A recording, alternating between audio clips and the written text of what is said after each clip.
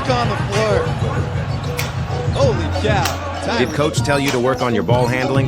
Well, the secret is out. Get the ball hog gloves. These weighted gloves take away the grip of the ball, forcing your hands to work overtime. Click the link and thank me later. Scottie Barnes and the Toronto Raptors welcomed the New Orleans Pelicans to their home floor on March 27th.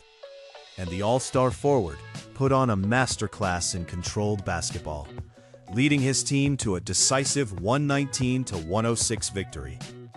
From the opening moments, Barnes established himself as the primary architect of Toronto's offensive identity, setting the tempo and dictating how the game would unfold against a Pelicans defense that had no answers for his versatility.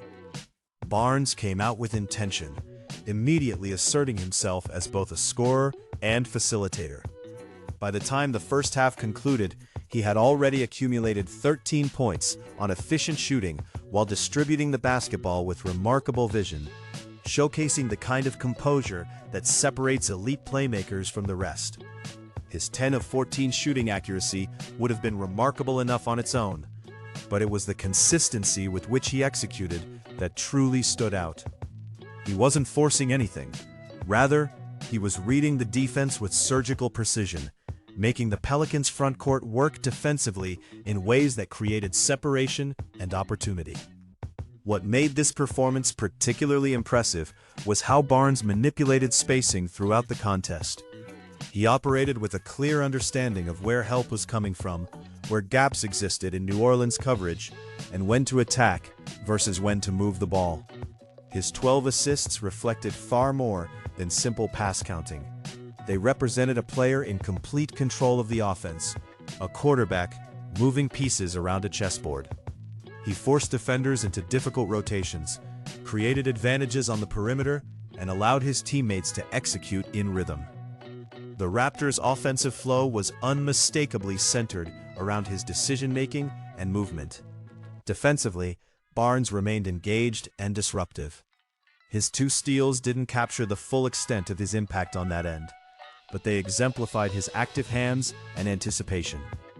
More notably, his 3 blocks demonstrated that even as the primary offensive engine, he maintained focus on the other end of the floor. Against a Pelicans team looking to establish themselves inside and out, Barnes' length and positioning made him a legitimate deterrent at the rim. The fourth quarter proved to be where Barnes truly seized control. With the Raptors holding a lead but facing pressure from New Orleans, he remained composed and decisive. Rather than deferring in crunch time, he took what the defense gave him while continuing to facilitate for teammates in advantageous positions. His shooting efficiency never wavered. He finished a perfect 3 of 3 from the free throw line, and his decision-making remained sharp even as the game tightened momentarily. Toronto's ability to maintain their 13-point advantage down the stretch was directly tied to Barnes' refusal to let the Pelicans establish rhythm or momentum. By game's end, Barnes had recorded 23 points, 6 rebounds, and 12 assists across 36 minutes, showcasing the complete two-way impact that's become his hallmark. He controlled possessions, managed tempo, created advantage, and executed at a high level when it mattered most.